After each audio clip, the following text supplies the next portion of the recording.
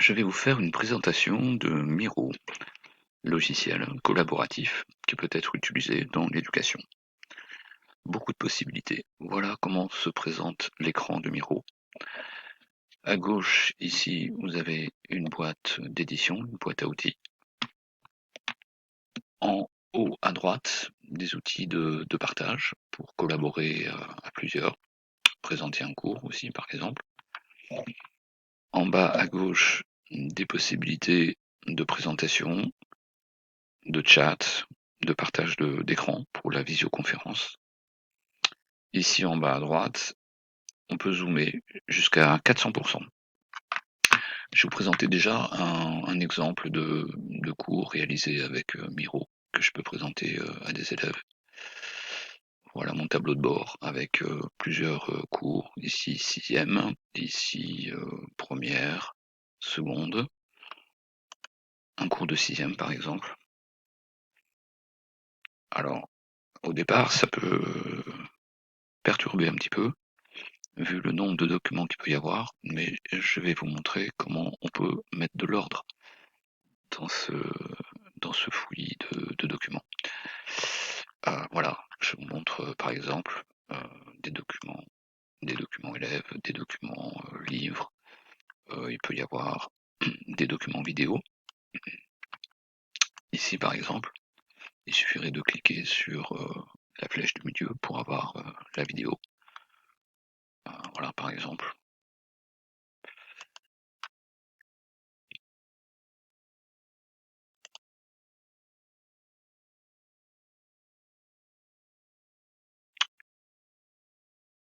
Voilà.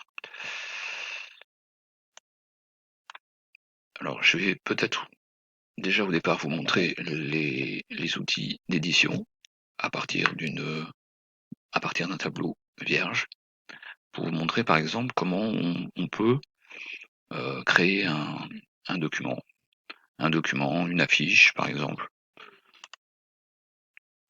Voilà mon tableau vierge de tout document. On pourrait par exemple charger à partir du disque dur un exemple de schéma qu'on pourrait améliorer, enfin ou qu'on pourrait créer à partir d'un modèle. Voilà, j'ouvre le document. C'est un document livre de sixième, un schéma bilan. On pourrait s'en servir par exemple pour créer un autre document en prenant celui-ci comme modèle et vous montrer toutes les possibilités offertes par l'outil d'édition.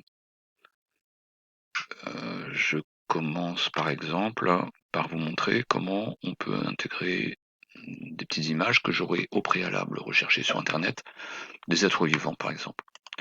Donc je reviens dans mon répertoire. Alors à la base, ce qu'il faudrait, c'est penser à préparer un répertoire de travail. Ici, par exemple, moi j'ai créé un répertoire Miro Tuto où j'ai déjà mis des images prêtes à l'emploi. Par exemple, j'ai cherché sur internet tout à l'heure des êtres vivants, une image libre de droit si possible. Voilà, je la positionne comme je veux, je peux l'agrandir comme je veux. Voilà, ça va être le haut de mon affiche. Je peux créer ensuite un cadre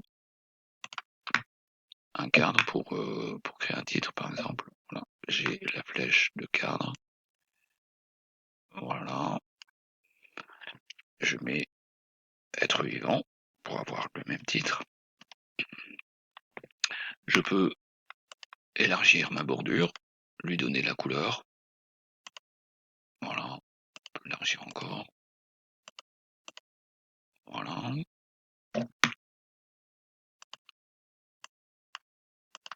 On peut la déplacer. L'outil sélection, vous avez bien repéré dans la boîte à outils, c'est le premier outil, l'outil de sélection pour déplacer.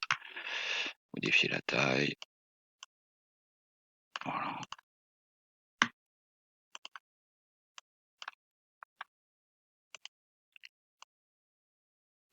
Je peux chercher ensuite des images. Je peux vous montrer par exemple à partir de mon disque dur des images que j'ai recherchées sur internet aussi, produits chimiques. Voilà. Vous voyez que là, par exemple, l'image est trop grande.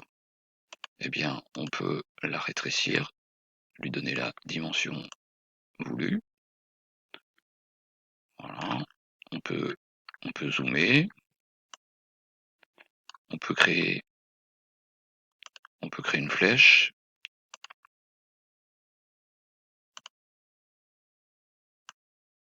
Voilà.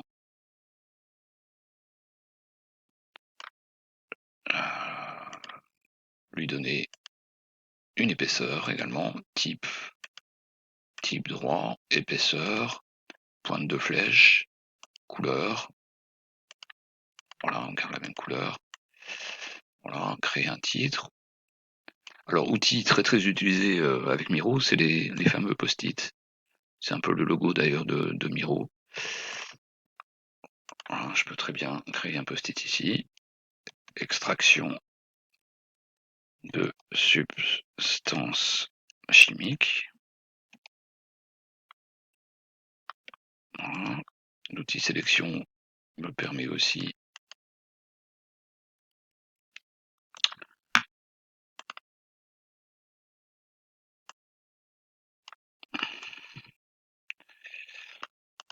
voilà, alors là je peux par exemple modifier voilà aussi la taille, extraction.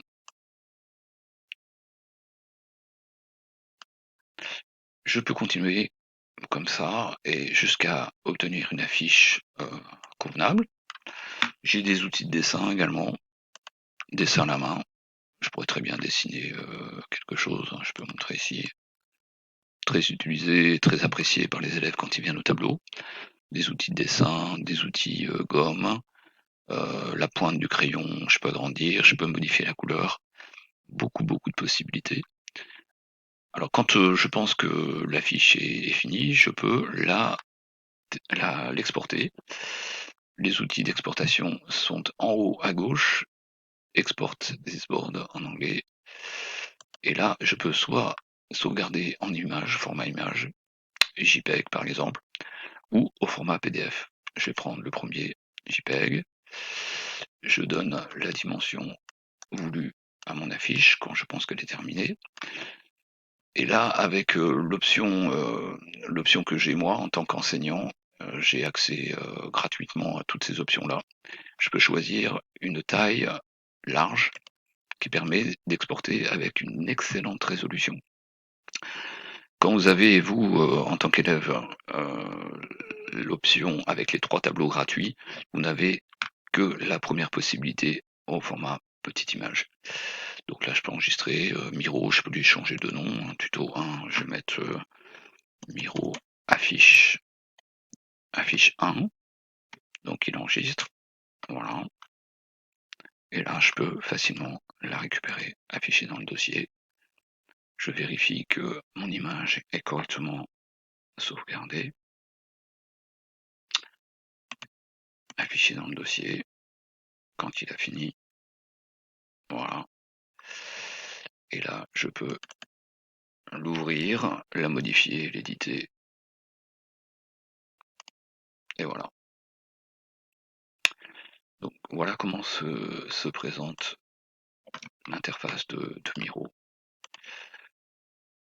Alors si vous souhaitez travailler à plusieurs, c'est les possibilités offertes par Miro. On clique sur le bouton Share, partage, et là je peux décider, j'ai plusieurs options, soit je peux partager le lien en vue simple, à ce moment-là personne ne peut modifier. Je peux partager avec des commentaires, là les collaborateurs peuvent déposer des commentaires. Je peux travailler avec quelqu'un d'autre, par exemple si je suis élève, dès que je veux travailler avec un binôme ou d'autres, je peux proposer peut éditer. Et là, peut éditer, toutes les possibilités sont offertes d'édition à tous les collaborateurs. Et enfin, si on veut travailler en privé, on clique sur No Access. Voilà donc un petit tour d'horizon de l'interface Miro, excellent logiciel de collaboration. Merci de votre attention.